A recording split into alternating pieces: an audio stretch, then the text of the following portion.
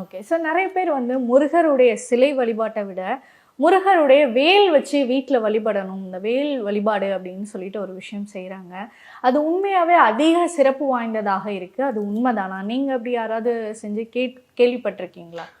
தினசரியா எல்லாரோட வீட்லயும் வந்து வேல் வழிபாடு இப்போதைக்கு நான் பார்க்குற காலகட்டத்தில் வந்து இப்போ நம்ம எவ்வளோக்கு எவ்வளோ நம்ம பேசி மக்கள் மனதில் வந்து நம்ம புரிதல் கொண்டு வந்தாலும் இப்போ தான் வந்து வேல் வழிபாடு வந்து வந்துட்டு இருக்கு. இந்த வேல் வழிபாடுங்கிறது வந்து முதல்ல வந்து கோயில்கள்லையும் நிறைய முன்னோர்கள் வீட்லேயும் இருந்து தனியாக வந்து நீங்கள் கிராமப்புறத்தெல்லாம் பார்த்தீங்கன்னா வேல் மட்டும் இருக்கும், முருகர் இருக்க மாட்டாரு. அப்ப ஏன்னா நீங்க நிறைய இடத்துல நீங்க வந்து பார்த்திருக்கலாம், முருகர் கிட்ட வேல் இல்லைன்னா தான் தப்பு. ஆனா வேல் இருக்கும்போது முருகர்லாம் தப்பே கிடையாது. ஏன்னா முருகர் கிட்ட வேலு வந்து மிகப்பெரிய ஒரு ஆயுதம்.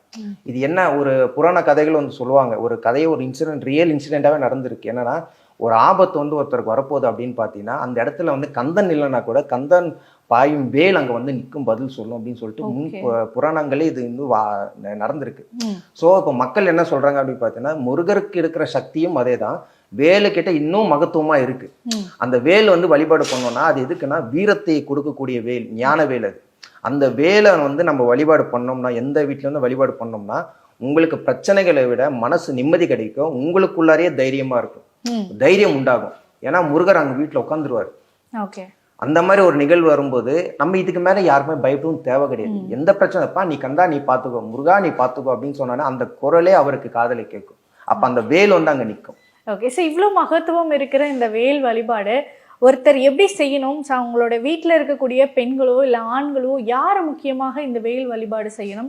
ஸோ இப்போ பெண்கள் அப்படின்னு எடுத்துக்கிட்டோம் அப்படின்னா அவங்க 48 நாள் செய்யணும், இல்லை 21 நாள் செய்யணும் அப்படின்னு சொல்லிட்டு ஒருத்தர் சொல்கிறாங்க. இல்லை ஆண்கள் வந்து 48 நாட்கள் வந்து வழிபடணும் அப்படின்றாங்க.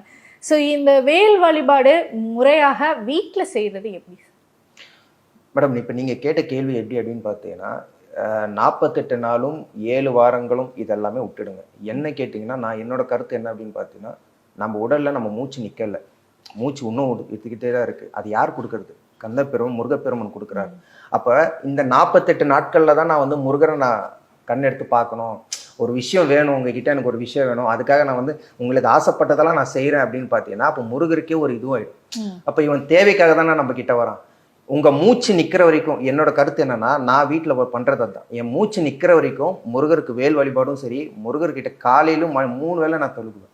அப்போ இந்த மாதிரி பண்ணும் பொழுது என்னன்னா நம்ம கூட நம்ம மனதிலையும் சரி தினசரி வாழ்க்கையிலும் சரி நம்ம முருகரை உணரலாம். நான் மட்டும்தான் இல்லை, நிறைய ஜாம்பவங்கள் இவங்க மட்டும்தான் வந்து முருகரை உணரணும்னு கிடையவே கிடையாது. எளிய மக்கள் யார் முழு பக்தியோட நான் அவரை கூப்பிட்டானா கண்டிப்பா அந்த வீட்டில் வந்து இருப்பார் மேடம். இது 100% சாத்தியம். கண்டிப்பா ஒரு வீட்டுல இருப்பார். ஓகே. அப்ப இத்தனை நாள் தான் அப்படின்றது கணக்கு கிடையாது, எப்பனாலும் நம்ம வேல் வழிபாடு செய்யலாம். கணக்கு இருக்கு மேடம். கணக்கு என்னால இவ்வளவுதான் பண்ண முடியும், இந்த 48 நாட்கள் தான் என்னால பண்ண முடியும். ஏன்னா நிறைய பேர் இந்த அசைவம் சாப்பிடுவாங்க, இது என்னால இதுக்கு மேல என்னோட கண்ட்ரோல் பண்ண முடியாது அப்படிங்கிறவங்க ஒரு மண்டலம் மாதிரி எடுப்பாங்க. நான் என்னோட கருத்து என்ன அப்படின்னு பாத்தீங்கன்னா, நம்ம வாழ்நாள் முழுக்க கடவுள் நமக்கு வேணும். முருகப்பெருமான் வந்து நம்ம வாழ்நாள் நம்ம மூச்சு நிக்கிறதுக்கு நமக்கு தேவை. அப்ப இந்த 48 நாள் மட்டும்தான் அவர்கிட்ட நம்ம இருக்கணும் அப்படின்னா மிச்சம் இருக்கிற நாள்ல வந்து பரவாயில்ல முருகர் சக்தி எப்பயாச்சும் ஒரு வேலை செய்யட்டும் மட்டும் விட்டுருனா அது சாத்தியம் ஆயிடாது இல்லையா? என்னை பொறுத்த வரைக்கும் இந்த 48 நாள் இருந்த வரைக்கும் இருங்க.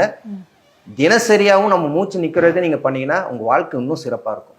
இதுல முக்கியமாக இன்னொரு விஷயம் என்ன அப்படின்னு பாத்தீங்கன்னா, முருகருக்கு வந்து நான்வெஜ் சாப்பிடாம இருக்கிற பக்தர்களை வந்து ரொம்ப பிடிக்கும் அப்படின்னு சொல்றாங்க. எனக்கு நான்வெஜ் பிடிக்கும், எனக்கு சாப்பிடணும்னு இருக்கு, ஆனா எனக்கு முருகரையும் பிடிக்கும், ஸோ அவருக்காக என்னுடைய ஆசைகள் எல்லாத்தையுமே நான் துறந்தேன் அப்படின்னா எனக்கு பிடிச்சதை நான் செய்கிறேனே, ஆனால் எனக்கு முருகரையும் பிடிக்கும் அப்படின்னு ஒரு சிலர் இருப்பாங்கல்ல. ஏன் முருக பக்தர்கள் வந்து நான்வெஜ் சாப்பிடக்கூடாது? நான்வெஜ் சாப்பிட்டுக்கிட்டே முருகரை வேண்டுனா நடக்காதா? இதுக்கு ஒரு உதாரணம் நான் என்ன சொன்னோம் அப்படின்னு பார்த்தீங்கன்னா வந்து சைவம் அசைவம் இந்த தனி சாப்டர் ரெண்டுத்துக்குமே நம்ம வந்து இன்னொரு எபிசோட தான் நம்ம பேசணும். ஏன்னா இந்த சைவமும் அசைவமும் வந்து வெவ்வேறு டிவிஷன் இருக்கு. இருந்தாலுமே வந்து முருகர் ரீதியா வந்து எந்த ஒரு சிவபெருமானை கூட எடுத்துங்க, என்ன இடசக்தி இருந்தா கூட இப்ப நம்ம வந்து ஒரு ஸ்டேஷன்ல இருக்கோம், ஒரு போலீஸ் ஸ்டேஷன், இப்ப தண்டனை பண்றவன் தானே ஜெயில போய் இருக்கான். அப்ப நீ ஜெயிலுக்குள்ளாரே நீ தப்பு பண்ணா அப்ப எனக்கு கடவுள் வந்து நீதிபதி வந்து என்னை காப்பாற்றணும்னா என்ன மாதிரி சாத்தியம்? எனக்கு முருகரை பிடிக்கும், அவர்கிட்ட இருக்கிறது என்ன விஷயம்? சேவல் கொடியும் மயிலும் தான் வாகனமா வச்சிருக்காரு. அப்ப இந்த ரெண்டுமே வந்து பிராணிகள், உயிர் இருக்கும் ஜீவனங்கள். அப்போ இது ஏன் அப்படின்னா நம்ம யாரும் அந்த ஒரு விஷயத்த நம்ம கொண்டு போகணும். சிக்கனா இருக்கட்டும் மட்டனா இருக்கட்டும், நிறைய பேர் வந்து சொல்லுவாங்க 48 நாள் மட்டும் நீங்க விரதமா இருங்க, மிச்ச நாள்ல வந்து நீங்க வந்து திரும்பி நீங்க ரொட்டீன் ஸ்டார்ட் பண்ணுங்க, திரும்பி 48 நாள் இருங்க. இதெல்லாம் தேவையே கிடையாது. என்னை பொறுத்தவரைக்கும் முழுசா முருகர் சக்தியாக இருக்கட்டும், எந்த இறை சக்தியாக நீங்கள் அடையணும்னா ஒரே விஷயம் என்னன்னா அசையை வந்து தவிர்த்துருங்க. என்னால் உடனடியாக ஸ்டாப் பண்ண முடியலன்னா கொஞ்சம் கொஞ்சமாக நீங்கள் தவிர்த்துட்டீங்கன்னா, நீங்கள் தியானம் பண்ணணும்னு அவசியம் கிடையாது. கோயில் குளங்கள் போக முடியாதவங்க நான் என்ன சொல்கிறேன்னா, வீட்டில் நீங்கள் இந்த 2 வேளை அட்லீஸ்ட் ஒரு வேளை நீங்கள் வீட்டை விளக்கேற்றிட்டு முருகப்பெருமானுக்கு ஏதாவது ஒரு நெய்வேத்தியம் வச்சு நீங்கள் அசைவம் சாப்பிடாம உங்கள் வீட்டில் யாருமே சாப்பிடாம இருந்தீங்கன்னா கண்டிப்பாக முருகர் அந்த வீட்டில் இருப்பார் மேடம். நான் உணரக்கூடிய விஷயம் இது மட்டும்.